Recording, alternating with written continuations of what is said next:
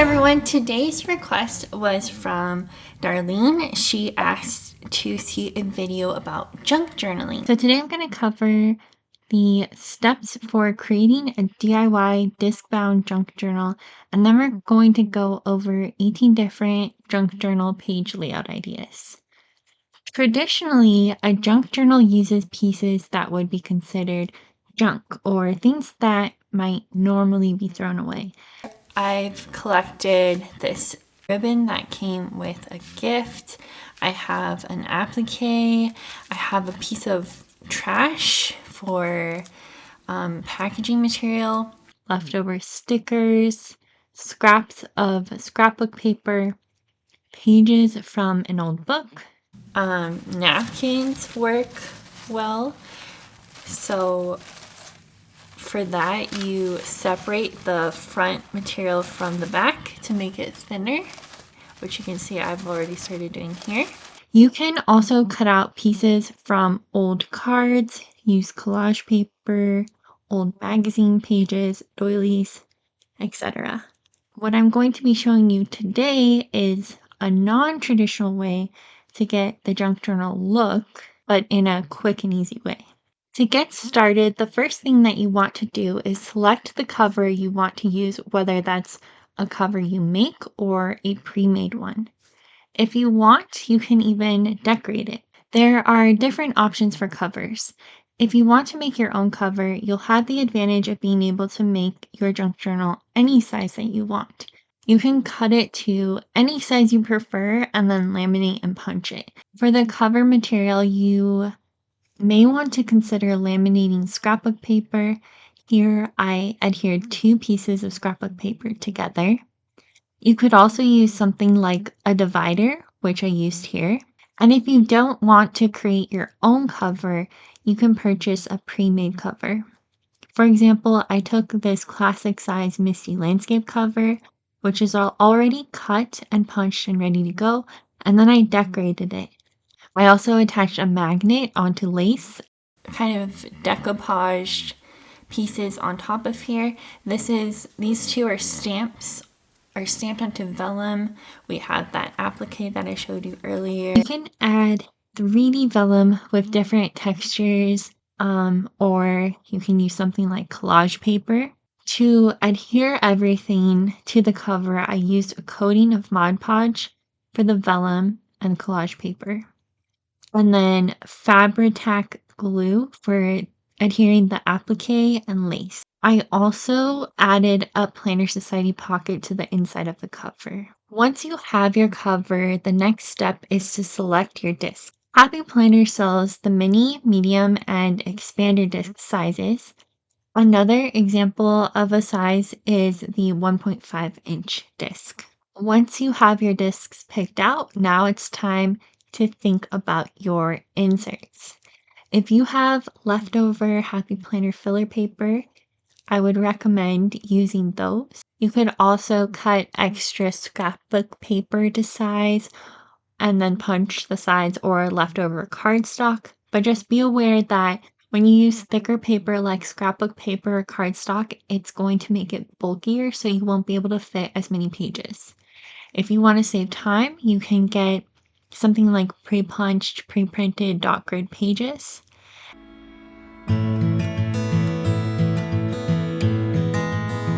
Or you can print out and punch and cut your own pages. If you want access to a free dot grid printable, I'm going to link the video for that down below for you. Another option is to purchase paper that's already cut and then you just have to punch it. So this paper was something I found on Amazon. It's probably for like something like shopping lists. You would just need to punch the size if you wanted to use something like this. And you may have something like this just lying around your house. So then you can start thinking about if you want to add something like a pocket folder. This one was an old folder that I had, and I cut it down to size and then punched the side and then added some sequins. You also have the option of adding something like tabs. So I usually like to use Avery Ultra tabs because they are repositionable and they come in different colors like all white if you would prefer that, as opposed to like something like bright pink or green. And then another option is to just get a pre-assembled notebook as a starting point. And that's obviously going to be the quickest and easiest way. Happy Planner sells Happy Notes notebooks, but for me, I'm going to be using the Misty Landscape dot grid notebook. I could assemble items that I gathered separately, but to save time, I'm going to be using this one with 120 dot grid pages. So since I had already decorated this cover off camera, I'm just going to switch this out. So for this, I'm going to be using some fabric glue, and this is supposed to bond fabric, lace, glass, leather, wood, trims, and I believe I saw that it works on plastic as well. On the cover, I added mushrooms because my husband used to go mushroom hunting with his dad in Michigan when he was young. I also added a hummingbird because he got really attached to this hummingbird that he named Bruiser that lived in our backyard for several years. I am creating this junk journal as a gift to my husband for our anniversary. So I wrote a song for him and I paid a singer to perform the song and sing it. And I wrote the lyrics to that song on each of the pages of this junk journal. So I'm including his reaction at the end of this video in case you want to watch that. Step 6 is to gather the materials to decorate the pages, and then you can start. First, I used watercolor paper that is just meant to be kind of like a decorative page. I had already painted these flowers on here to use for the goals tracker printables, so I decided I might as well use it in here. For the title page, I'm starting with a page from a dictionary, then adding some music paper, a napkin, and an edger sticker. This page is a map from a book page and die cuts layered on top of scrapbook paper.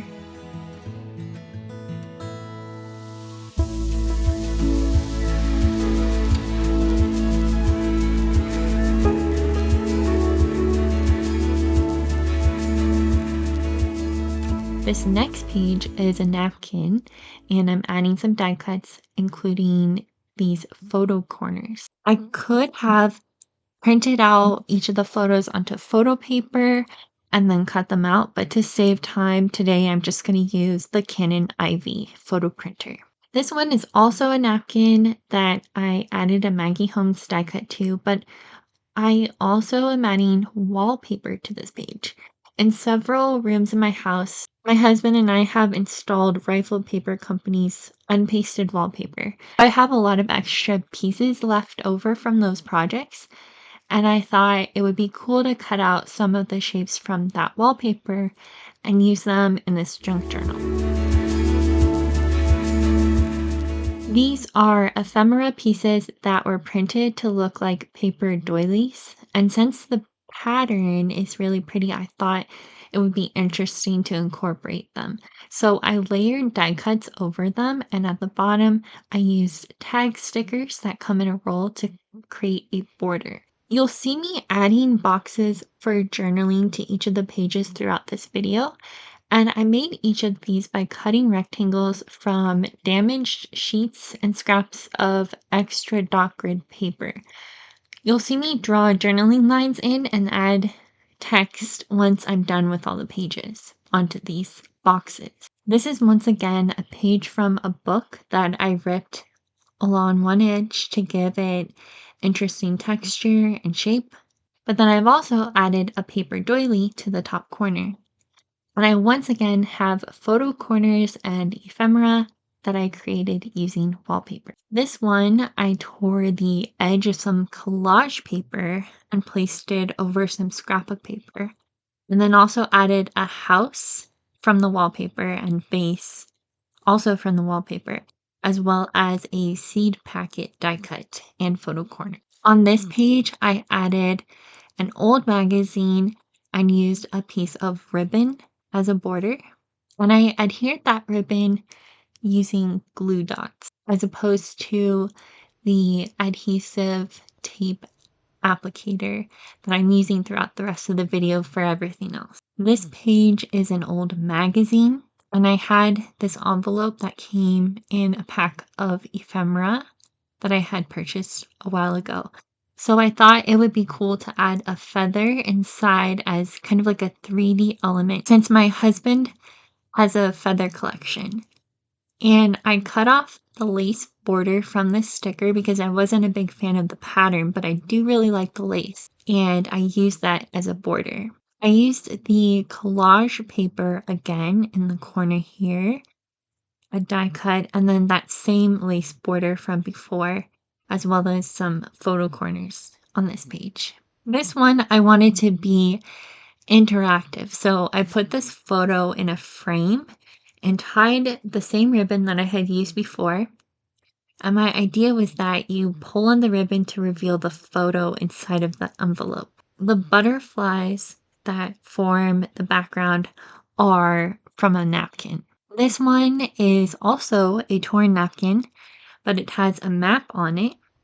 And I also added space here for journaling and a die cut. This is another interactive page. So I took a piece of scrapbook paper, I layered a napkin over it, adhered it to the scrapbook paper, and then I folded edges and I adhered that to the page. I also have a paper doily in the upper right corner and in the pocket, and the idea is that you pull the doily out of the pocket and there will be writing on it. These are semi-transparent flower stickers that I thought would be cool to have kind of cascading behind the photos and journaling box for a different look. I also wanted to incorporate stamping somehow because I love the look of ink on dot grid. So I stamped a border at the top and then drew lines next to this bracket for journaling.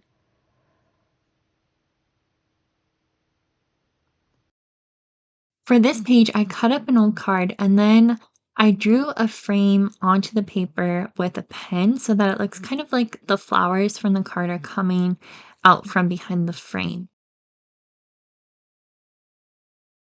This one is just scrapbook paper and die cuts layered over some staggered photos, and I'm now using a Happy Planner Check It Off stencil to draw in all of the journaling lines and write in the lyrics of the song. And then this last one is made using pages from a book and a page from an old pamphlet. In order to ask me to be his girlfriend many years ago, my husband had written a song for me, which he played for me as we sat on a rock overlooking the ocean.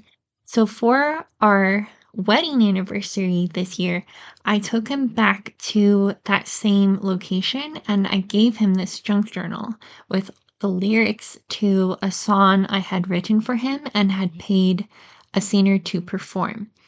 I recorded that day, so we have this memory to look back upon. Oh my gosh, this is a huge 4.5. I remember years ago, something missing in my soul, chasing highs yet always feeling low. I remember how you looked, one hello and I was hooked, found the missing piece that made me whole. True love don't come round very often, it's like sunshine after the rain, but you know the moment it happens, everything will be okay. I hope I'm not coming on too strong, but you feel like family to